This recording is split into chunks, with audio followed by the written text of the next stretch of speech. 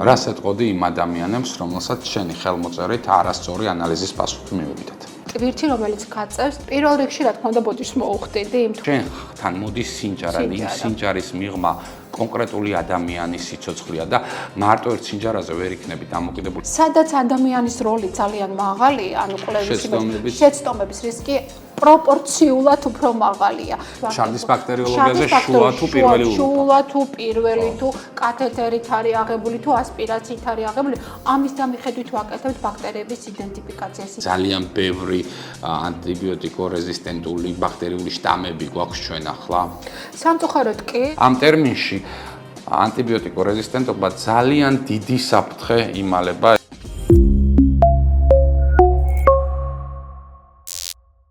მოგესალმებით, ორშაბათი საღამოა და ეთერშია ჩვენი პოდკასტის მორიგი ეპიზოდი, ექიმი მიკროფონთან და დღეს გვპირდებით ძალიან საინტერესო საუბარს.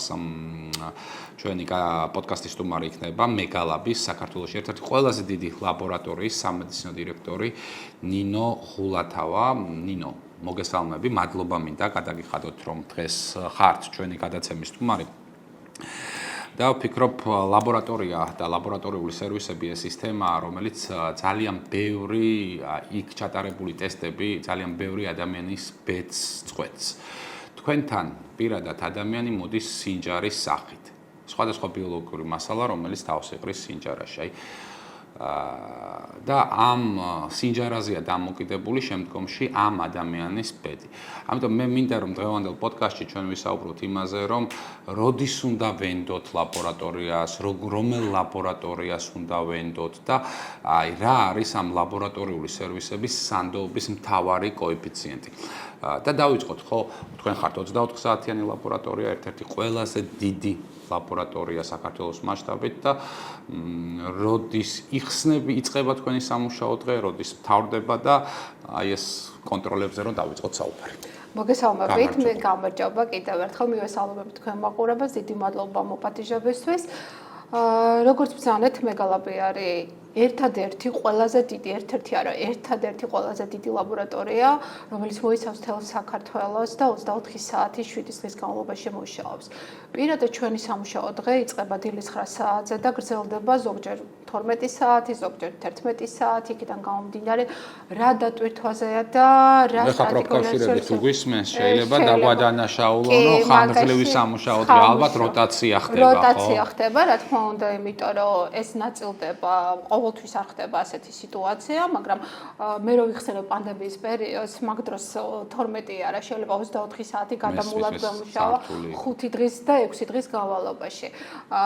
და პანდემიის დროს რა მახსოვს, იცი, როდეს COVID დრაივის ტესტები რო იყო, მანქანით მიდიოდი, იღებდი და ტოვებდი, ხო? კი, ეს იყო ყველაზე ინოვაციური და ყველაზე პოპულარული პროდუქტი, რაც შექმნა მეგალაბმა, რომ მანქანიდან გადმოუსვლელად შეეძლო პაციენტს მიიღო ის მომსახურება, რომ მართალია მანქანების რიგი იდგა, მაგრამ გადმოუსვლელად, ანუ არ ჭიდრი კონტრაქტი არ ქონდა აბსოლუტურად სხვა პაციენტთან, რომელიც შეიძლება დაინფიცირებული ყოფილიყო და ამითაც კიდევ ერთი ბიოუსაფრთხოება, ასე ვთქვათ, დაცვა უსაფრთხოების შეგეძლო.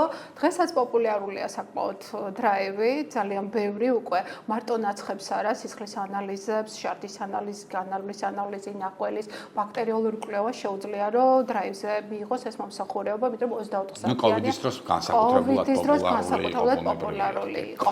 როგორც ზანეთ, ჩვენთვის, ანუ ჩვენ ყველანი ვტრიალებთ პაციენტის ირგვლივ და რა თქმა უნდა მეგალაბი პირველ რიგში პაციენტზე ორიენტირებულია და ჩვენი პაციენტი არის სინჯარა და მაგ სინჯარის ირგვლივ ტრიალებთ ჩვენ ყველანი და ძალიან მნიშვნელოვანია რომ ეს იყოს სწორად აღებული სინჯარა, ეს იყოს სწორდროს აღებული სინჯარა, სწორად შეგროვილი ნიმუში, ეს მარტო სინჯარა შეიძლება არ იყოს, შეიძლება იყოს კონტეინერი, შეიძლება იყოს ქსოვილის, ანუ ბიოპსიური მასალა, ამიტომ ამას აქვს ძალიან დიდი მნიშვნელობა და ჩვენ ყველანი ვართ ორიენტირებული რომ ჩვენი შედეგი ზუსტად ასახავდეს იმ რეალურ მდგომარეობას, რაც აქვს პასუხი. ნინო, აქვე ერთი რამ მინდა გითხრა, აი ანალიზს, როდესაც იღებს ადამიანი, შეიძლება რაღაცით ეჭვი გაუჩნდეს იმასთან დაკავშირებით, ვაი არ დაიკარგოს ჩემი სისხლის ნიმუში, ვინმეში არ შეეშალო ცხვისი ნიმუში და ჩემი არ აირიოს ერთმანეთში. აი ამის დაცულობა როგორ ხდება? კი, მე მესმის, მაგრამ სადღაც გულის სიღრმეში შეიძლება ყველამ გაიფიქროს, რომ ვაი როგორ მივა უშუალოდ იმ ანალიზატორამდე ეს ჩემი ნიმუში. მიუხედავად იმისა, რომ მეგალაბი ყველაზე მასშტაბური ლაბორატორია საქართველოში, საკმაოდ გარდატეხა მოხდა განვითარების თვალსაზრისით და ერთ-ერთი მიმართულება არის დიგიტალიზაცია. ყველა ნიმუში, რომელიც შემოდის, ანუ აბსოლუტურად ყველა ადგილიდან, სადაც გროვდება ეს ნიმუშები, არის დაშტრიხ-კოდებული. შტრიხ-კოდი, რომელიც არის უნიკალური პაციენტისთვის, შტრიხ-კოდი, რომელიც მოიცავს ინფორმაციას, რა კვლევა უნდა ჩატარდეს, შტრიხ-კოდი, რა აპარატზე უნდა ჩატარდეს და რაც თავარია ამ შტრიხ-კოდით ხდება ამ შედეგის გადასვლა საინფორმაციო სისტემაში, რომ მანუალურად არ იყოს შეყვანილი ეს შედეგები და ზუსტად ეს შტრიხ-კოდირება გვაძლევს იმის შესაძლებლობას, რომ უნიკალურია პაციენტი და არევა არ ხდება. აი, რამე პროცენტი შეიძლება იყოს, რომ შეიძლება აირიოს, დაიკარგოს ანალიზი სხვა სისხლის ნიმუშში, აირიოს, აი ამის. ანუ შტრიხ-კოდირება პაციენტების, ანუ ერთია რომ ჩვენ ვიღებთ რითეილ პაციენტს და მეორეა B2B პაციენტი, იმიტომ რომ ჩვენ ყავს სადღაც 200-მდე B2B მომხმარებელი, ანუ კლინიკები და სამედიცინო დაწესებულები, რომელსაც ვემსახურებით. ჩვენ ვეუბნებით, რომ ეს შტრიხ-კოდირება უნდა მოხდეს სისხლის ნიმუშის აღებამდე, ნებისმიერი ბიოლოგიური მასალის აღებამდე, რომ უკვე დაშტრიხ-კოდებულში მოხდეს ამ ნიმუშის შეგროვება. აქ მინიმუმამდეა დაყვანილი. მინიმუმამდე ეს შეცდომა, კი, მეც გესმის, რომ ეს პრაქტიკულად ფაქტობრივად, როდესაც შეუძლებელი არის ასეთ შეცდომა, უბრალოდ მე შინაგან განწყობას გეუბნებით ადამიანებისა, რომელსაც შეიძლება ასეთი განცდა გაუჩნდეს. თავიდან მე, როდესაც მეგალაბი იხსნებოდა, სანამ გაიხსნებოდა, ტურზე ვიყავი დავათვალიერე და რო შევედი, ჩემთვის იყო რაღაცა ეს NASA, რაღაც კოსმიურ ხომალდში მეკონა თავი, იმიტომ რომ ეს დიდი ანალიზატორი Siemens-ის ფირმის, რომელსაც ფაქტობრივად ადამიანის ხელი არ მონაწილეობს, როგორ მუშაობს, აი ძალიან მაგარი რაღაც არის და ძალიან ვამაყობდი ასეთი პროექტით, რომ საქართველოში განხორციელდა, იმიტომ რომ მართლა ძალიან მაგარი ლაბორატორია. აი წარმადობა როგორი აქვს მეგალაბს ეს მიდაკითხეთ და დღეში რამდენ ანალიზს აკეთებთ თქვენ და ანუ სრულად არის დატვირთული ახლა თუ მხოლოდ რაღაც პროცენტით არის დატვირთული? 2019 წელს გაიხსნა მეგალაბი და იმასთან შედარებით, რა თქმა უნდა, ყველაზე დიდი კულმინაციური დატვირთვა იყო პანდემიის პერიოდში, მაგრამ დღეს რომ შევხედოთ, რა დატვირთვით მუშაობს მეგალაბი, ეს არის დღეში 3000-მდე პაციენტი, ანუ 24 საათში 3000-მდე პაციენტი და 20000 საშუალოდ კვლევა, რომელსაც ატარებს მეგალაბი დღესდღეობით. რაც თქვით, რომ აი კოსმოსურ ხომალდში ზუსტად 2 წლის წინ მოხდა ასე ვთქვათ, გადაიარაღება, ანუ განვითარების ახალი ეტაპი მეგალაბის, სადაც მთლიანად შეიცვალა ეს კოსმოსური ხომალდები, ანუ ეს ჩვენი აპარატები, რომლითაც ხდება ამ კვლევების შესრულება და ბოლო თაობის ანალიზატორები შემოვიდა, კვლავ Siemens-ის, ებოტის, შემოვიდა Beckman Coulter's, რომლებიც არიან ლიდერები, ამ სოფლიო ლიდერები ბაზარზე და გვაძლევენ შესაძლებლობას, რომ სრული ავტომატიზაცია შემოვიტანოთ ლაბორატორიაში და რაც მთავარია მეგალაბს გააჩნია ლაბორატორიული ხაზი, რომელიც კიდევ უფრო მეტად უზრუნველყოფს ავტომატიზაციას, ანუ მინიმუმამდე ჩარევა ადამიანის, სადაც უკვე რაც უზრუნველყოფს იმას, რომ შეცდომა მინიმუმამდე იქნება დაყვანილი. შეცდომა დაკარგვა და დროის ფაქტორი, რაც ყველაზე მნიშვნელოვანია, იმიტომ რომ ადამიანს არ დააქცინჭარა, ადამიანი არ ახდენს შეკვეთას კვლევების, ანუ ეს ყველაფერი ხდება ავტომატიზირებულად და შტრიხ-კოდების მეშვეობით. რაც ძალიან მნიშვნელოვანია. მოდი შეცდომები ახსენე და შეცდომებზე მინდა ვისაუბრო. ქართველი მომხმარებლის ქცევა არის ასეთი, რომ ერთ ლაბორატორიაში რომ აიღებს რაღაცა ანალიზს და მიიღებს იმ ლაბორატორიიდან ანალიზის პასუხს და თქვა თუ არ მოეწონა ეს ძირითადად უფრო ნეგატიურ პასუხებზეა, ნეგატიურს ანუ ცუდ პასუხებზეა დამოკიდებული, არ იფიქროს ვიღაცამ პოზიტიური და ნეგატიური ვირუსულ დატვირთვებზე საუბრობთ, ხო, ცუდ პასუხებზეა ხოლმე დამოკიდებული. შემდგომ ყოველთვის ამოწმებს სხვა ლაბორატორიაში. მოდი პირდაპირ ვთქვათ, რომ საქართველოში ინსტიტუციებს მომხმარებელი უფრო ნაკლებად ენდობა და ყოველთვის უფრო კონსპირაციულად მიდის, რომ რაღაცა შეცდომა იყო გაპარული, მაგრამ არც თუ ისე იშვიათად ხდება ის, რომ ორი სხვადასხვა ლაბორატორია გაძლევს აბსოლუტურად რადიკალურად განსხვავებულ შედეგებს. რისი ბრალია ნინო ეს? ძალიან ბევრი ფაქტორი მოქმედებს ამაზე. პირველად დავიწყოთ ის, რომ უხვად არის ლაბორატორიები წარმოდგენილი საქართველოში. ანუ ეს ლაბორატორიები არის სტაციონარული ლაბორატორიები, ცალკე მდგომი ლაბორატორიები და რა თქმა უნდა ამბულატორიულ დიაგნოსტიკურ ცენტრებში არსებული ლაბორატორიები. ლაბორატორიები განსხვავდება ერთმანეთისგან. ერთ-ერთი სანდოობა და ხარისხი ლაბორატორიის საზომი არის აკრედიტაცია. აკრედიტაცია, რომელთაც ფლობს ეს ლაბორატორია და აქვე ხაზგასმით მინდა ვთქვა, რომ ორი აკრედიტაციის ფლობელია მეკალაბი. პირველი მინდა ვთქვა, რომ JCI აკრედიტაციის და წელს მოხდა რეაკრედიტაცია JCI-ის და კონკრეტულად ლაბორატორიის JCI-ა, რომელიც ბევრად უფრო კაცრია. და რა თქმა უნდა, ISO 15199, ოღონდ 2022-ის, ესეც ახალი სტანდარტია, რომელიც წელს შემოვიდა და ჩვენ ეს გავიარეთ, წელს გავიარეთ ესეც. და ეს აკრედიტაცია უზრუნველყოფს იმას, რომ თუმცა ISO სტანდარტის გარეშე ვერც ერთი ლაბორატორია ვერ იმუშავებს. ხო, იმიტომ მაგრამ ეს შესაბამისად, როდესაც საუბრობთ, ISO სტანდარტიან ლაბორატორიაში ერთი პასუხია, მეორე ISO სტანდარტიან ლაბორატორიაში მეორე პასუხი შეიძლება GSI სტანდარტი არ ქონდეს. არ ქონდეს. მან მინდა ვთქვა, რომ პირველ რიგში რომ ISO ითხოვს შიდა ხარისხის კონტროლს. ანუ შიდა ხარისხის კონტროლი, რომელიც არის აუცილებელი ლაბორატორიისთვის იმისთვის, რომ ხარისხი შეამოწმოს, რამდენად არის შიდა პროცესების სწორად ნამართი ლაბორატორიის მიერ. ეს შიდა ხარისხის კონტროლი სიხშირე არის ძალიან მნიშვნელოვანი. 24 საათიან ლაბორატორიაში მეგალაბში ყოველ 8 საათში ერთხელ კეთდება 3 დონის შიდა ხარისხის კონტროლი. და ძალიან დიდ ხარჯებთან არის დამოკიდებული. და ამას ბევრი შეიძლება უბრალოდ ფინანსურად გაკაჩოს ასე რომ. რა თქმა უნდა, გეთახმებით. კარგი, ნინო, შესაბამისად, რადგანაც საუბრობთ, დედამიწის ზურგზე არ არსებობს არც ერთი ლაბორატორია, არც საქართველოში, არც ამერიკის შეერთებულ შტატებში, არც ევროპის განვითარებულ ქვეყნებში, რომელსაც შეცდომა არ მოსულა. მაგრამ ეს შეცდომები რაღაც პროცენტულ ნიშნულში უნდა იყვნენ. როგორია მეგალაბის შეცდომების პროცენტული რაოდენობა? ეხა ხანს გადავხედე ზუსტად, იმიტომ ყოველთვე გვაქვს ჩვენ ასე ვთქვათ შეცდომების აღრიცხვა სტატისტიკური მონაცემები. ეს არის იმ ბენჩმარკზე ბევრად ნაკლები, ანუ ნაკლები 0.011%-ზე არის ჩვენი KPI და 0.010-ია ჩვენი შეცდომების. ანუ 20,000 კვლევაში შეიძლება იყოს ეს 0.011%.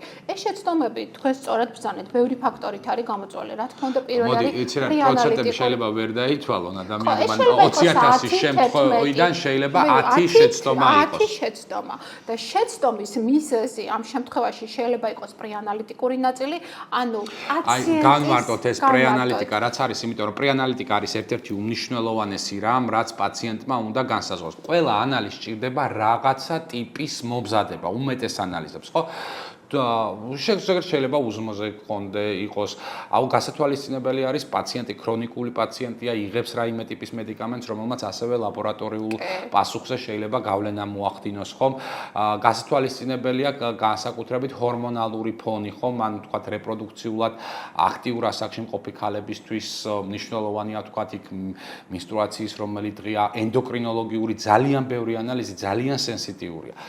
ასევე ვირუსებთან დაკავშირებითაც, ხომ? რომელ დღეს ვიღებთ? რომელ დღეს, ანუ დაავადებიდან მე რამდენი დღეა, სწორად ვიღებთ თუ არა, იმიტომ მაგ დღის მიხედვით ჩვენ შეგვიძლია ტესტი შევარჩიოთ და არასწორი ტესტის დანიშვნაც იყოს პრეანალიტიკური. ანუ პრეანალიტიკას ჩვენ ვეძახით ყველა იმ შეცდომას, ანუ ყველა იმ ფაქტორს, რაც კვლევის შესრულებამდე შესაძლებელია, რომ დაუშვა და მერე შედეგზე არიციან ხალხმა. გინდათ აი ეხლა ქუჩაში რომ გავიდეთ მე და თქვენ, ხომ? ადამიანები ძალიან დიდ ნაწილს ამ პრეანალიტიკის შესახებ ინფორმაცია არ აქვს. ამაზე პასუხისგებლობა იცი რა არის, მოდი პირდაპირ თქვა, ძალიან ხშირად სამედიცინო პროფესიონალებმაც კი, რომლებიც უშუალოდ ლაბორატორიაში არ არიან დასაქმებულნი, არ იციან ხოლმე ეს. სამწუხაროა ეს ამბავი, იქიდან გავიმდინარე. ამიტომ ვიზე მოდის ეს პასუხისგებლობა, რომ ეს პრეანალიტიკა, რომელიც მომხმარებელმა ძალიან სწორად უნდა დაიცვას, რომ ეს ინფორმაცია მასთან იყოს სწორად მიწოდებული ყველაფერი. საბოლოოდ, რა თქმა უნდა, კვლევა ინიშნება ექიმის მიერ, ინტერპრეტაცია ხდება კურნალი ექიმის მიერ და რა თქმა უნდა, ეს პრეანალიტიკური ნაწილი კურნალი ექიმის მიერ უნდა იყოს ახსნილი. თუმცა, თუ პაციენტი არის კურნალი ექიმის გარეშე და სკრინინგულ კვლევას იტარებს, პრევენციულ კვლევას იტარებს, ვალდებულია ლაბორატორიამ გამოკითხოს ის აუცილებელი კითხვები, ანუ ის ფაქტორები, რაც ზეგავლენას მოახდენდა ამ კვლევებზე. თუ მაგალითად მეგალაბმა ჩააშენა თავის ლაბორატორიულ სისტემაში ის მინიმუმი კითხვები, რაც შეიძლება დაუსვა პაციენტს იმისთვის, რომ გამორიცხო ის შეცდომები, რაც შეიძლება შედეგად მივიღოთ არასწორი დროის აღებით, არასწორად დღის აღებით, კურნალობის ფონზე, არასწორი დაუშვათ მდგომარეობით, ფიზიკური დატვირთვიდან გამომდინარე. თუნდაც აი ყველაზე უმნიშვნელო მოვწიე შევედი, ავიღე ანალიზი. მოწევაც მოქმედებს. ყავადავლე შევედი, ავიღე ანალიზი. რა მოხდა? თუ გადაუდებელი არ არის მდგომარეობა, ყველაფერს აქვს თავის ბიოლოგიური ფაქტორი, რომელიც მოქმედებს, რა თქმა უნდა, შედეგის სიზუსტეზე. თუმცა ხშირად ხდებოდა ხოლმე ისე, რომ ზოგ ლაბორატორიულ კვლევას საერთოდ არ ესაჭიროებოდა არანაირი მომზადება და პირიქით ზედმეტად უნიშნავდა ხოლმე. ახლა პროლაქტინი გამახსენდა. მაგალითად, ეს სასაული რამ ხდებოდა, რომ დილის 5 საათზე აღვიძებდნენ ადამიანს, სახლში უნდა მოსულიყო ექიმი, საწოლიდან არ უნდა ამდგარიყო პაციენტი, ფიზიკური აქტივობა ეს მცდარია და სრული სისულელე იყო, ხო? ასევე პრეანალიტიკასთან დაკავშირებით შარდის ანალიზზეც აუცილებლად უნდა გავამახვილოთ ყურადღება, ხომ? არის კონკრეტული ნოზოლოგიები, როდესაც შარდის პირველი ულუფა უნდა გამოყო და პირველი ულუფა უნდა მოათავსო სინჯარაში. არის კონკრეტული ანალიზები, რომელსაც პირველი ულუფა უნდა გადააქციო და შუა ულუფა უნდა მიიღო. არიციან ადამიანებმა, ხო, ეს აი, ხო, არის ανალიზი, როდესაც მაგალითად მინიმუმ 12 საათი და არ უნდა გქონდეს გენიტალიები დაბანილი, რომ სწორად მიიღოთ სწორი შედეგი მივიღოთ, ხო? სრულ არყოფითები არ მივიღოთ. არიციან ადამიანებმა. მე იცით რის ბრალი მგონია, აი, უცხოეთის ძალიან ბევრ ლაბორატორიას და კლინიკას რო ვათვალიერებ, საქართველოში მაინც მარკეტინგი და ცნობიერების ამაღლება მოდის კონკრეტულ სამედიცინო სერვისებთან დაკავშირებით. ეს იქნება კონკრეტული ოპერაცია, კონკრეტული რაღაცა ტიპის манипуляცია და ასე შემდეგ, ხო?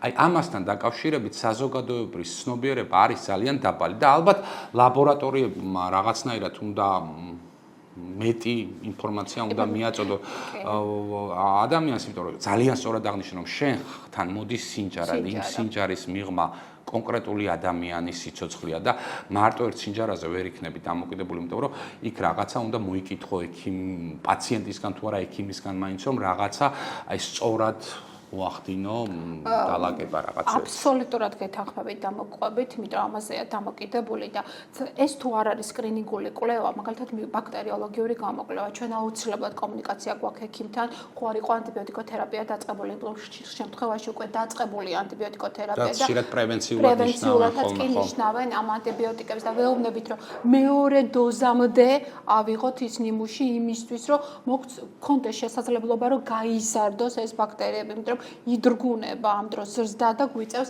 გახანგრძლივება კვლევის. იგივე პათომორფოლოგიურ მიმართულებაში ძალიან მნიშვნელოვანია კლინიკური სურათი, რადიოლოგიური სურათი, ანუ ძალიან ბევრი არის დამოკიდებული, ანუ ამ კლინიკურ ინფორმაციასთან, კლინიკურ მდგომარეობასთან და რა თქმა უნდა, ხო არ არის კვლევის ქვეშ, ანუ თერაპიას ხო არ ღებულობს, რომელიც შედეგად გვაძლევს რა თქმა უნდა ცვლილებებს. ბაქტერიების ზრდა ახსენეთ და ჩემთვის ძალიან მნიშვნელოვანი შეკითხვა მინდა დაგისვათ, იმიტომ რომ აი მაგალითად, როდესაც რაღაცა ტიპის ბაქტერიულ დაზიანებაზეა ხოლმე ის იქ უნდა ამოითესოს რაღაც კონკრეტული ბაქტერია, რომ შემდგომ ამ ბაქტერიის საწინააღმდეგო ანტიბიოტიკოთერაპია მიზნობრივად დაინიშნოს. სამწუხაროდ, აი ამ ბაქტერიების გაზრდა სჭირდება ხოლმე 3-დან 5 დღემდე. არის რამე პროცესულება წინსვლა გვაქვს თუ არა, რომ მაგალითად დათესავ და მალევე მოქცეს კულტივაცია ამ ბაქტერიამ. და რა ნიადაგებს. ანუ რა თქმა უნდა ნიადაგები ძალიან მნიშვნელოვანია, რომ ეს უნდა იყოს სელექტიური და რა თქმა უნდა მაღალმზნობიარე და ნიადაგიც გადის თავის შიდა ხარისხის კონტროლს, რომ ნამდვილად ხარისხიანია, მაგრამ რა თქმა უნდა ტექნოლოგიების გამოყენებით. პირველი მეგალებმა დაიწყო მალდიტოფის გამოყენება, მას სპექტრომეტრის, რომელიც გვაძლევდა შესაძლებლობას, რომ 96 ნიმუში ერთდროულად გაგვიშვა თავისი შიდა ხარისხის კონტროლი და მიგვეღო 10 წუთის განმავლობაში სრული იდენტიფიკაცია. სრული, რასაც საქართველოში მანამდე ვერც ერთი ბაქტერიოლოგიური კვლევა ლაბორატორია ვერ აკეთებდა. იქიდან გამომდინარე, რომ ეს შესაძლებლობა არ ქონდათ მას სპექტრომეტრი. ამას შეამცირა დრო, მინიმუმ 16 საათი. მაგრამ წავიდა მეგალაბი უფრო წინ, ყველაზე ხანგრძლივი კვლევა რაც არის, ეს სისხლის ბაქტერიოლოგიური კვლევა, სადაც უარყოფით შედეგს ეხლა 5 დღე ველოდებით, მეგალაბმა დანერგა, ზუსტად წელს იყო ეს დანერგვა, რომ ინოვაციური მიდგომა პირდაპირ სისხლიდან, პოზიტიური სისხლიდან ვაკეთებთ იდენტიფიკაციას მალდიტოვზე, ანუ არ ვთესავთ და არ ველოდებით კოლონიების ზრდას, პოზიტიური გვაქვს ნიმუში, რომელიც ინკუბაციის შედეგად მივიღეთ, ვაკეთებთ იდენტიფიკაციას და პარალელურად იგივე პოზიტიური სისხლიდან გაზრდის გარეშე ვაკეთებთ გრძნობელობას. ეს კიდევ 18 საათით ამცირებს ანუ პასუხს რამდენ ხანში იღებს? თუ პოზიტიურია ნიმუში გააჩნია, როდის მოგცა ეს პასუხი, შეიძლება მეორე დღე, შეიძლება მესამე დღეს, მესამე დღეს ვაძლევთ, თუ მეორე დღეს, მეორე დღეს ვაძლევთ და არა დაუშვათ მეოთხეს, მეხუთე, მეექვსე, მეშვიდე დღეს. ეხლა ეს მაყურებლისთვის გასაგები რომ იყოს, ეს არის ძალიან მნიშვნელოვანი, იმიტომ რომ ნებისმიერი პათოლოგიის დროს კურნალობის დროული დაწყება არის კრიტიკულად მნიშვნელოვანი და ამ დროს ხშირად საათები და წუთები წყვეტენ ხოლმე ადამიანის ჯანმრთელობის პროგნოზს. ამიტომ ეს არის ძალიან მნიშვნელოვანი, რომ ასე სწრაფად დგება ეს შედეგი მეგალაპში და ძალიან ბევრი პაციენტისთვის და ექიმისთვისაც ეს იქნება შვება, რომ დადებით შედეგებზე გავიდეთ. ძირითადად მაინც მე არ გეგონოს რომ რაღაცნაირად კრიტიკულად ვდგები. კი, არა, ძალიან მნიშვნელოვანია კრიტიკაც მისაღებენ. თემას უზუსტობის მთავარი მიზეზი კი პრეანალიტიკაზე ვისაუბრეთ, მაგრამ აი თქვათ შიგნით რა არის ხოლმე. აი ახლა მეგალაპი სრულად დახურულ ანალიზატორებზე მუშაობს თუ გაქვთ რაღაცა ტიპის ანალიზატორები, რომლებიც ღია ანალიზატორებია და ესეც რომ განვუმარტოთ ჩვენს მაყურებელს, რას ნიშნავს დახურული ტიპის ანალიზატორებზე მუშაობა და რას ნიშნავს ღია ტიპის ანალიზატორებზე მუშაობა. იქიდან გამომდინარე, რომ ჩვენ ორიენტირებული ვართ ხარისხზე, რა თქმა უნდა, ყველა სისტემა, რაც დგას მეგალაპში, ეს არის დახურული სისტემა.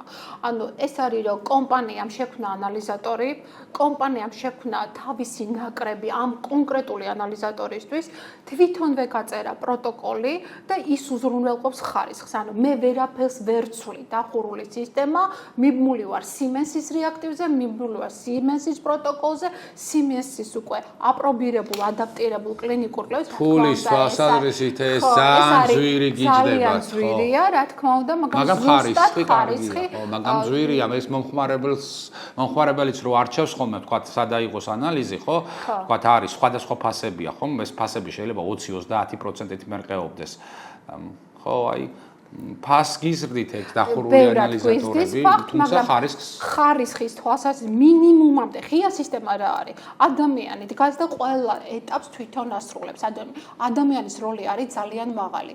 სადაც ადამიანის როლი ძალიან მაღალია, ანუ კვლევის შეცდომების რისკი პროპორციულად უფრო მაღალია და ზუსტად ეს დახურული სისტემა უზრუნველყოფს, რომ აი ეს ხარისხი ძალიან მოკლე პერიოდში, იმიტომ ავტომატიზირებულია, იმიტომ უკვე ადაპტირებული პროტოკოლი აქვს, ძალიან სწრაფად მაძლევს ხარისხიან შედეგს და კიდე დამატებით, რომ ეს შიდა ხარისხის კონტროლებით ამას ვამოწმ, სიზუსტე, აი precision-ი, რასაც ეძახიან, რომ აი ეს განმეორადობა კვლევების არის ძალიან ზუსტი და მაღალი, ანუ თითქმის შეცდომის რისკი არის დაბალი. რა თქმა უნდა, შეუცდომელი არავინ და არაფერი არ არის, მაგრამ პროცენტი ეს უნდა იყოს, რა თქმა უნდა, დაბალი იმისი, რომ გამოირიცხოს ეს უზუსტობები. ამას კიდე უზრუნველყოფს გარე ხარისხის სისტემები, კი, იმიტომ რომ ერთია რომ შიდა ხარისხი ააწყო და მეორე უნდა შედარდე წამყვან სოფლიო ლაბორატორიებმა იგივე Siemens-ის ანალიზატორებზე ამ ნიმუში რა მიიღეს, ანუ როგორც ნეგატიურ, ისე პოზიტიურ ნაწილში და 8 საათში ერთხელ დღეში 3-ჯერ გადის ხარისხის კონტროლს 3 დონის მეგალაპი.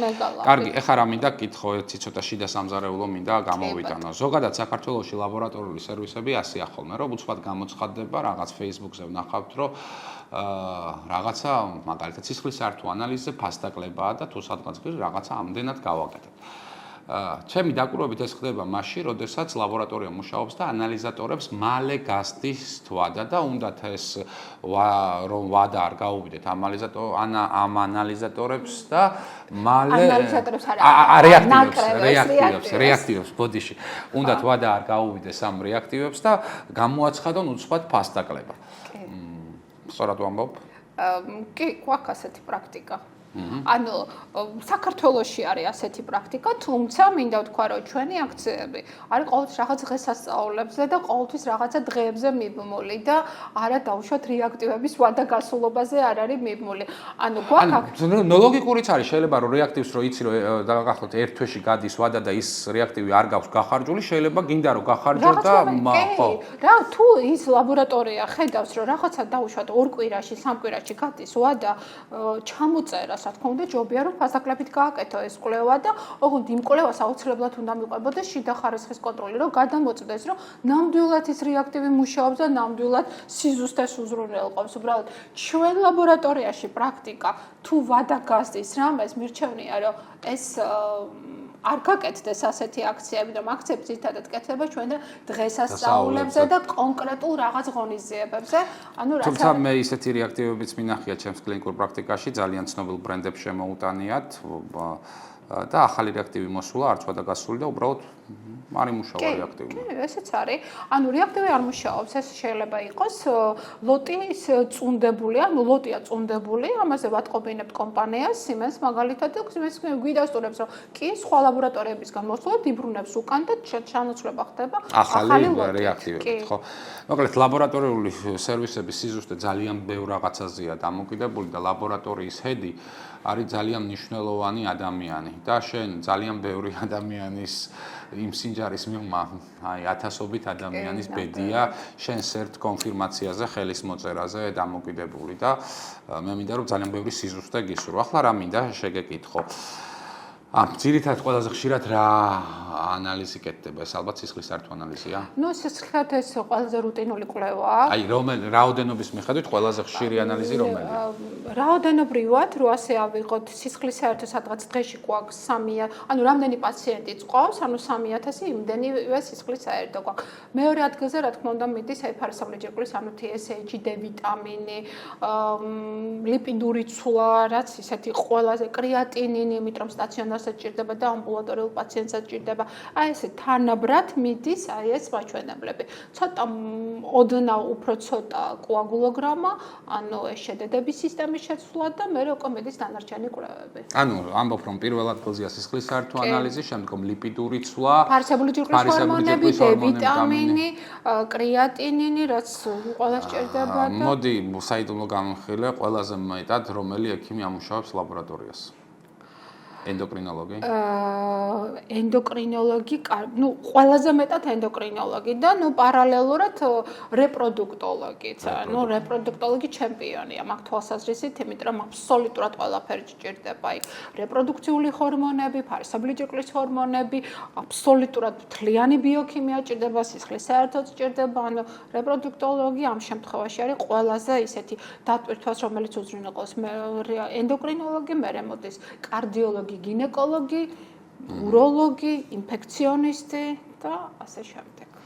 ნინო, ლაბორატორიული მედიცინა ჩემთვის არის მედიცინის ერთ-ერთი ძალიან საინტერესო და საყვარელი დარგი. ძალიან ბევრს კითხულობდი ხოლმე, სიმართლე რო გითხრა, იმიტომ მაინტერესებდა ძალიან და ახლა მე მინდა კითხო მეგალაბის ინოვაციურ ლაბორატორიულ სერვისებზე, რა სერვისები გაქვთ ისეთი, რომელიც მხოლოდ თქვენთან კეთდება მეგალაბში და არსად სხვაგან არ კეთდება, ნუ თუ მისი გაგზავნა არ ხდება საზღვარგარეთ. ამას რატო გეკითხები? იცი რომ თავის დროზე, როდესაც ეს ლაბორატორია იხსნებოდა, აქ იყო კონცეფცია, რომ მთლიანად კავკასიის რეგიონს უნდა მოსახურებოდა თავისი მასშტაბებიდან გამომდინარე. აი, რა არის მეგალაბის უნიკალური ლაბორატორიული სერვისები? დავიწყებ ბოლოდან, რომ რა თქმა უნდა რეგიონს მთლიანად ვერ მოვიცავით რეგიონი, მაგრამ მთელი საქართველო მოვიცავით და უნიკალურობა იმაშია, რომ აი ამ ერთ სივრცეში ყველა მიმართულება ლაბორატორიული კვლევების, ანუ ყველა მიმართულება ამ სივრცეში თავმოყრილი და აბსოლუტურად ყველაფერი კეთდება ადგილზე. ინოვაციური დღესდღეობით, ნუ კლავჩება მეგადრაევი, მე გითხარით, რომ მიკრობიოლოგიაში მუდმივად ვნერგავთ იმას, რომ ეს დრო შევამციროთ და დავნერგეთ ეს პირდაპირ სისხლის პოზიტიური ნიმუშიდან რომ გავაკეთოთ იდენტიფიკაცია, რაც არის ინოვაციური და მგრძნობელობა პირდაპირ პოზიტიური ნიმუშიდან. გარდა ამისა, ეხლა მუშაობთ იმაზე, რომ კონკრეტულად მასალის ტიპიდან გამომდინარე, აი მაგალითად შარდზე ვისაუბრეთ, რომ შარდის ბაქტერიოლოგია. ჩვენ გვჭირდება, რომ შუაულუფა იყოს ამის, ხო? ჩვენ იმის დამიხედვით როგორ არის აღებული შეგროვილი ეს შარდი, იმის დამიხედვით ვაკეთებ. შარდის ბაქტერიოლოგიაზე შუა თუ პირველი ულუფა. შუა თუ პირველი თუ კათეთერით არის აღებული თუ ასპირაციით არის აღებული, ამის დამიხედვით ვაკეთებთ ბაქტერიების იდენტიფიკაციას. იგივე არის ჭრილობაში. ანუ არ ყოფილა აქამდე საქართველოში ეს საერთოდ ეს საკითხი ასე დაყენებული. რა მაგარია, იქ ძალიან მნიშვნელოვანია. ეს აძლევს ექიმს შესაძლებლობას, რომ ზუსტად კონკრეტული ბაქტერიები, რომელიც აღებული ნიმუშიდან გამომდინარე პათოგენურია თუ არა და კონკრეტულად მის მიმართ გრძნობელობა. რატო? მანამდე იწერებოდა ყველაფერი. ამ მომეთესა ეს, მაგრამ არ ვიცოდით, რომ როგორ არის ეს ნიმუში აღებული და ის ბაქტერიები ნიმუშის აღებიდან, მეთოდიდან გამომდინარე საერთოდ არ იყო პათოგენური, რომ გაგვეთვალისწინებინა. დღეს უკვე დავიწყეთ ამაზე მუშაობა და უკვე დანერგილია და ვეკითხებით ყველას და მაგის მიხედვით იწერება იდენტიფიკაცია. კიდევ ერთი სიახლე და ინოვაციური არის. აქვე არ შემიძლია რო არ თქვა, იმიტომ რომ უყურე დღემდე საქართველოში ძალიან ბევრი ექიმი უშვებს შეცდომას. აი ბაქტერიოლოგიაზე როდესაც საუბრობთ, აი იღებენ ხოლმე მიკროსკოპიას და მიკროსკოპში ათვალიერებენ. ნაცხებს, ხა კი, ძალიან იშვიათ შემთხვევაში შეიძლება ეს გამოიყენო, მაგრამ როდესაც გვაქვს ჩვენ PCR მეთოდოლოგია, როდესაც რეალურ დროში ვხედავთ ბაქტერიები, იქნება ეს ვირუსების ზრდას, ხო? აი ეს მიკროსკოპიის გამოყენება ძალიან ხშირად ვსტარი დიაგნოზი შეიძლება მოგწეს განსაკუთრებით ამას ამ შეცდომას ხშირად უშვებენ გინეკოლოგები და დერმატოვენეროლოგები. მე თანხმები ამაში? აბსოლუტურად გეთანხმებით, მაგრამ ჩვენ შევცვალეთ. უკვე 4 წელია, რომ აბსოლუტურად მიკროსკოპია გინეკოლოგებს, რასაც ჩვენ ვუკეთებთ, აბსოლუტურად განსხვავებულია. იქ არ არის მითითებული დაუშვათ, აქ არის ბაქტერია გრამ დადებითი თუ გრამ უარყოფითი. აბსოლუტურად შევცვალეთ ჩვენ ეს მიკროსკოპია და სულ სხვა ინფორმაციას მოიცავს ჩვენი მიკროსკოპია და როცა ინფექციაზე საუბრობს გინეკოლოგი, ჩვენ პირდაპირ ვეუბნებით, რომ დანიშნეთ ბაქტერიოლოგიურ კვლევა, მაგრამ რაც შეეხება გინეკოლოგებს, ჩვენ ვეუბნებით რეალურ დროში შეხედეთ. ანუ კი ინფექციის ოქროს სტანდარტი დღემდე ითვლება ბაქტერიოლოგია, მიკრობიოლოგიაში, მაგრამ ამ შემთხვევაში რეალურ დროში კონკრეტული ინფექციისთვის არის თუ არ არის, ამისთვის არსებობს რა თქმა უნდა PCR მეთოდი. იმიტომ რომ უყურე ლეიკოციტს აღმოაჩენენ, რაღაცას აღმოაჩენენ იმ მიკროსკოპში და ანუ გაურკვეველი რაოდენობის შემდგომ ანტიბიოტიკს აძლევენ ადამიანს, რომლის ჯანმრთელობა ზიანდება და ეხა 57 ანტიბიოტიკს რო დაგენიშნავს, ის იქიდან 57 ანტიბიოტიკიდან ის ერთი ანტიბიოტიკი რაღაც ბაქტერიას ბუნებრივია უშველის, მაგრამ ეს არ არის მკურნალობის სწორი სტანდარტი. ხო, ძალიან ცუდია რომ მიკროსკოპით ინიშნება, იმიტომ რომ აი კიდევ ერთხელ ვამბობ, ჩვენი აი 203D სამეცნიერო დაწესებულება ასეთ მიკროსკოპიას აღებულობს, აბსოლუტურად განსხვავებული მიკროსკოპია, რომლის მიხედვითაც ის ანტიბიოტიკოთერაპიას ვერ დანიშნავს, ის სულ სხვა სურათს აჩვენებს, ის აჩვენებს დისბიოზის სურათს, აქვს თუ არა ყავს დისბიოზი. აი, სწორედ ამ საკითხთან დაკავშირებითაც მომხმარებლის ინფორმირებულობა უნდა იყოს ამაღლებული, იმიტომ რომ ექიმი დაგენიშნავს იმან არ იცის და აბსოლუტურად სხვა შედეგს ღებულობს და ამიტომ ამას ძალიან ბევრი ცნობილი ექიმი ნიშნავს, იმიტომ რომ აი მე როდესაც დანიშნულებებს უყურებ ხოლმე ხანდახან აი თვალები ამდის შუბლზე. გიორგი, ეს შეიძლება იყოს რაღაც მომენტში ეს მიკროსკოპია იყო თავის დროზე დანერგილი ფინანსური მდგომარეობიდან გამომდინარე, რომ იაფიშდება ეს რა უნდა სასაგნე მინა და საღებავი. იმ საღებავსაც გააჩნია როგორ აკეთებ მიკროსკოპიას, მაგალითად ჩვენ ვაკეთებთ გრამის წესით, რომელსაც არ აკეთებს არც ერთი სხვა ლაბორატორია. იმიტომ უბრალო მეთილენის ლურჯით იღებება მიკროსკოპული გამოკვლევები, რაც აბსოლუტურად კიდე არ არსებულ სიზუსტეს კიდე უფრო მეტად დაბლატწევს და ამიტომ საერთოდ ინფექციებთან დაკავშირებით ეს არის მიკრობიოლოგია და რა თქმა უნდა გინეკოლოგიაში და უროლოგიაში ეს არის მოლეკულური კვლევები, რომელიც დღესდღეობით კარგად განვითარებულია, დროში ეს არის ძალიან შემცირებული, ანუ 2 დღეში შეიძლება უკვე პასუხი მიიღო. შემთხვევაში 1 დღეში შეიძლება მიიღო და ბევრად უფრო ზუსტია და მაგის მიხედვით დაიწყო უკვე მკურნალობა. უბრალოდ ბაქტერიოლოგიაში არის ის პრიორიტეტი და ის პლუსი, რომ კიდე გრძნობელობასაც მოყვება და კონკრეტული ანტიბიოტიკი შეიძლება დანიშნო. ისე დიდია, ახლა ეს შენ კლინიკურ პრაქტიკაში ანტიბიოტიკორეზისტენტობა, ახლა რადგანაც ანტიბიოტიკი ახსენე, აი ძალიან ბევრი ანტიბიოტიკორეზისტენტული ბაქტერიული შტამები გვაქვს ჩვენ ახლა. სამწუხაროდ კი, იმიტომ რომ მეგალაბი არის ის ლაბორატორია, რომელიც მთელი საქართველოს 70% ბაქტერიულ კვლევებს ასრულებს ჩვენთან მეგალაბში. და აქედან გამომდინარე, ჩვენ რო უყურებთ აი ამ ფართო სპექტრს, სხვადასხვა ტიპის ნიმუშში, რა რეზისტენტობა გვაქვს, და ჩვენ ვაწვდით დავადებთ კონტროლს და ლუგარისცენს ამ მონაცემებს და ვუგზავნით მას ამ კულტურებს, ამ რეზისტენტულებს, საკმაოდ მაღალია და არის ინოვაცია, რაც თქვი, რომ მეთოდის მიხედვით ჩვენ გამოგვაქვს, არის თუ არა ეს ბაქტერია პათოგენური, ეს კიდევ უფრო მეტად შეამცირებს ამ რეზისტენტობას, იმიტომ რომ კონკრეტულად უთითებთ იმ ბაქტერიას, არ დაუწერთ იმ ბაქტერიებს, რომელიც მაგ მეთოდით არ ითვლება პათოგენური, ანუ მხოლოდ იმ ბაქტერიებს დაუწერთ და მხოლოდ იმ ბაქტერიებს დაუდგამთ მგრძნობელობას, ანუ რაც კიდევ უფრო შეამცირებს ანტიბიოტიკოთერაპიას. აუ ძალიან კარგი საუბარი გამოგვდის, მაგრამ არ ვიცი ამას რიგითი მაყურებელი რამდენად გაიგებს, მაგრამ როდესაც ანტიბიოტიკორეზისტენტობაზე ვსაუბრობთ, აქვე მინდა ვთქვა, რომ ეს არის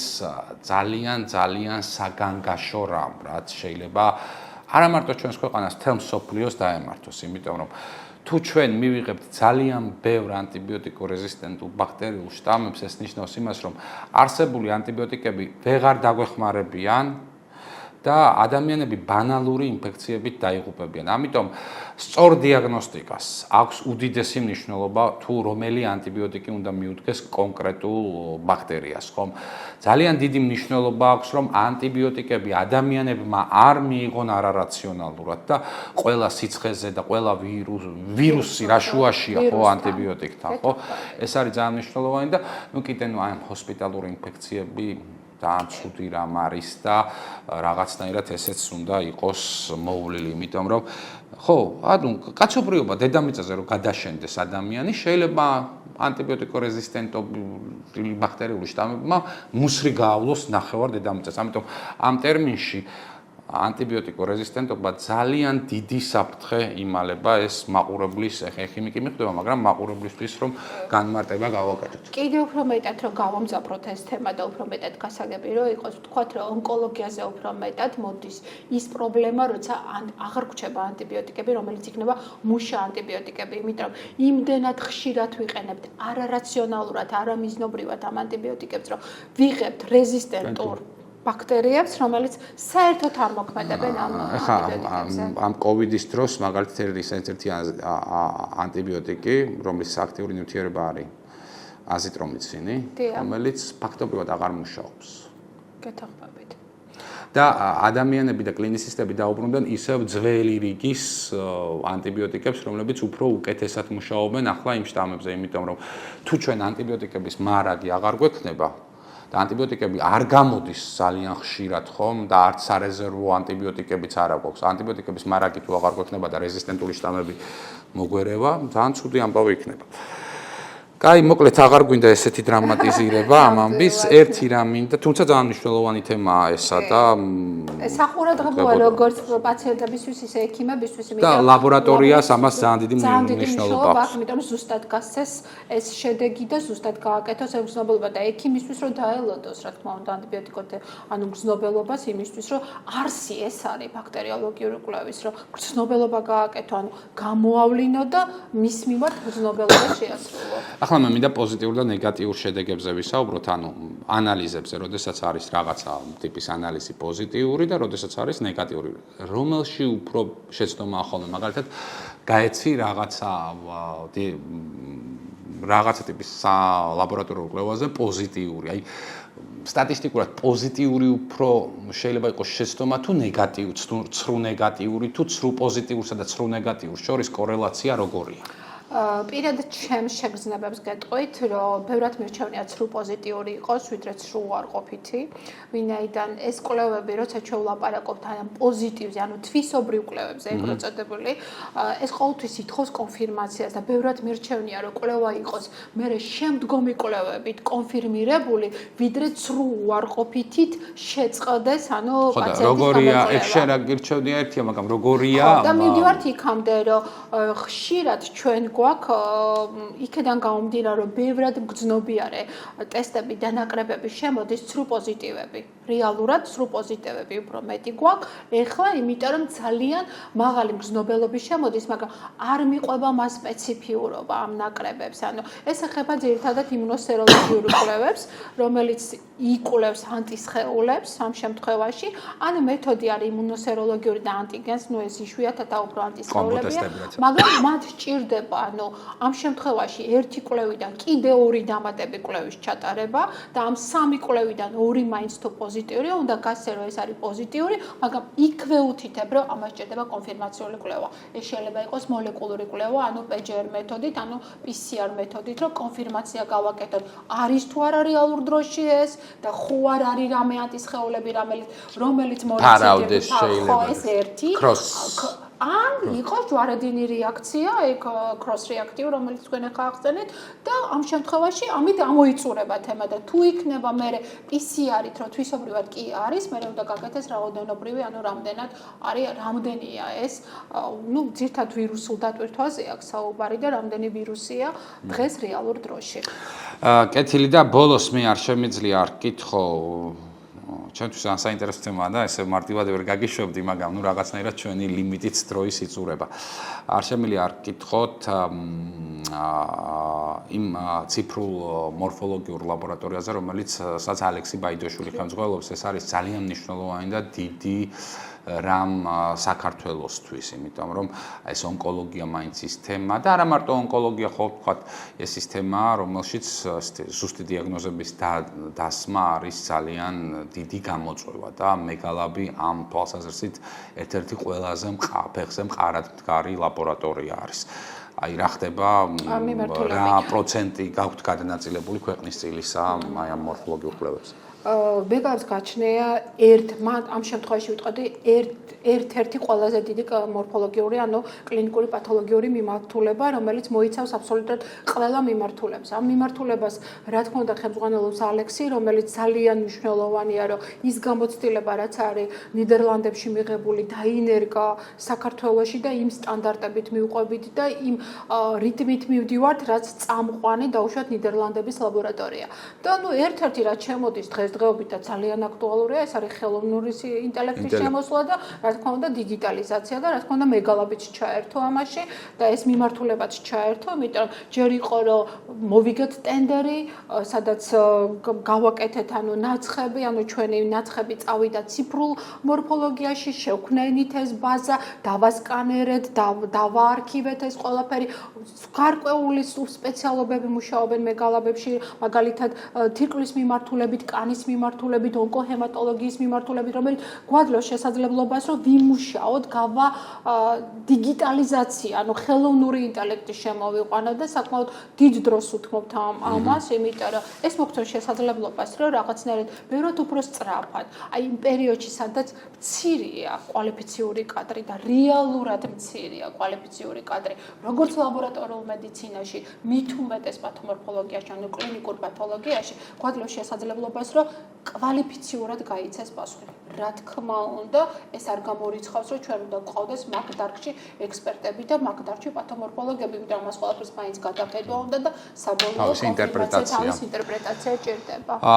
რამდენიმე კითხვასაც დაგისვა. აი რას ეტყოდი იმ ადამიანებს, რომელსაც შენი ხელმოწერით არასწორი ანალიზის პასუხი მიუვიდათ? ეს საკმაოდ ისეთი ჩემთვის ემოციურია, მძიმეა, იქიდან გამომდინარე, რომ ვცდილობ, რომ ყველანაირად მინიმუმამდე დავიდეს ეს და პირველ რიგში, რა თქმა უნდა, ბოდიშს მოუხდიდი იმ თვალსაზრისით, რომ ამ შედეგზე წარმოიდგინოთ, ამ ლაბორატორიულ შედეგზე არის 70% დიაგნოზის, სწორი დიაგნოზის და ეს მძიმე ტვირთი, რომ შეცდომაში შეიყვანე და არასწორად წაიყვანე დიაგნოზი და ან კურნალობა, რა თქმა უნდა, ტვირთი, რომელიც გაწევს, ტვირთი, რომელიც მთლიანად იწვევს ჩემში ძალიან დიდ განცდებს, იმიტომ რომ ეს ყველაფერი აისახება ჩემზე, გადმოდი, შევდივარ იმ ადამიანის მდგომარეობაში და ვიტყოდი, რომ უშეცდომა ნამდვილად არავინ არ არის, მაგრამ შესაძლებელია ამის გამოსწორება, მე თუ თვითონ შევამჩნიე რომ ეგ შეცდომა ვურეკავებ რომ მობძანდით განმეორებით გავიკეთოთ კიდევ ერთხელ ან ერთ კვირაში ორ კვირაში და საკმაოდ რთული საკითხია ეს და ძალიან მძიმედ მე პირადად საპასუხისმგებლოა ნამდვილად. და მაშინ მეორენაირად დაგისვა ამ შეკითხვას. მაგალითად, მოლოდინში იყავით ცუდი პასუხის და მიიღეთ კარგი პასუხი, როგორია ხოლმე შენი პირადი ემოციები, აი იმ სინჯარის მიღმა ყოფი ადამიანისადმი, რომელსაც უბრალოდ შეიძლება ვერც კი ვერასდროს ნახო. ხო, ეს არის უზარმაზარი სიხარული, რომელიც მე მანიჭებს თუმცა ის შეცდომაც მე მაძლევს, ანუ შესაძლებლობას, რომ კიდევ უფრო მეტად ვიფიქრო რაღაცა გაუმჯობესებაზე, კიდევ უფრო დანერგვაზე, კიდევ ახალ მეთოდზე, კიდევ ინოვაციაზე, რომელიც მაძლევს ხო, შესაბამისად სწავლობ ძალიან ადამიანურია. და გაძლიერებს ეს შესაბამისად. ის, რომელიც გაძლევს, აი კარგ შედეგს და კარგ იმას ეს მაძლევს, კიდევ უფრო მეტ შეძლებს რამხელა საქმეს ვაკეთებ, როგორ ვახარებ, როგორ ვაძლევ შესაძლებლობას იმ ადამიანს, რომ მშვიდად იცხოვროს, მშვიდად განაგრძოს და ეს არის ძალიან დიდი ემოცია, პასუხისმგებლობა, მაგრამ ძალიან დიდი ემოცია და ეს ზუსტად ამის გამო მიხარია სამსახურში მისვლა და ამის გამო მიყვარს იქ ყოფნა და ვაკეთებ ჩემს საყვარელ საქმეს, რომ აი ვემსახურები ამით, უხილავ პაციენტებს, ძალიან ბევრ საქმეს უკეთებ. ფაქტობრივად ჩვენ სინჯარაში ცხოვრობ. სინჯარაში, ერთი სინჯარით და ერთი კონტეინერით. მადლობა ნინო, ძალიან საინტერესო საუბრისთვის და მე მინდა პირადად გისურვო პროფესიული ბევრი წინსვლა და წარმატებები და მეგალაფსაც ძალიან განვითარება, იმიტომ რომ ეს არის ლაბორატორია, რომელიც ამ ქვეყნის სამსახურში ნამდვილად დგას და მას ძალიან ბევრი რამ შეუძლია კიდე თავისი მოწყობით. მადლობა და წარმატებები. დიდი მადლობა თქვენ და წარმატებები. არ დაგავიწყოთ რომ გამოიწეროთ ჩვენი YouTube-ის არხი და მოიწონოთ ექიმი მიკროფონთან ბევრ საინტერესო ამბავს შემოგთავაზებთ ხოლმე ერთი კვირით გემშვიდობებით.